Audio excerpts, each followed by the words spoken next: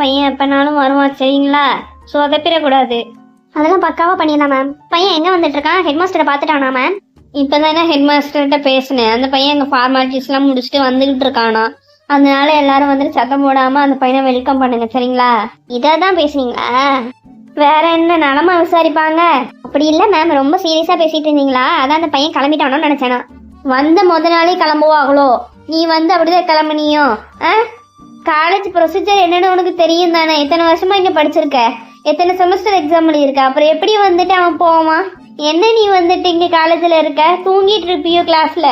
இப்போ நான் என்ன சொல்லிட்டேன்னு இப்படி கொதிக்கிறீங்க மேம்? உங்கள் அழகான முகம் பாருங்க, இப்படி வந்து பிங்க் கலரில் மாறிடுச்சு. அப்புறம் அந்த பையன் வரும்போது நீங்கள் அழகாக இருக்க வேணாமா? அதனால நீங்கள் டென்ஷன் ஆகாதீங்க. Cool cool. ஏன் நிலா, என்ன நக்கல் பண்ணுறியா நீ? வரட்டும், அந்த பையன் வரட்டும், அப்புறம் நான் உன்னை பார்த்துக்கிறேன். ஏன் இல்லை, அவங்களே சும்மா தான், நீனும் வம்பளுத்து நீனே வந்துட்டு உன்னோட இமேஜ் டேமேஜ் பண்ணிக்க போறியா? சும்மா இரு கொஞ்ச நேரம். ஏய் ஜெசிகா, உனக்கு வேற தனியாக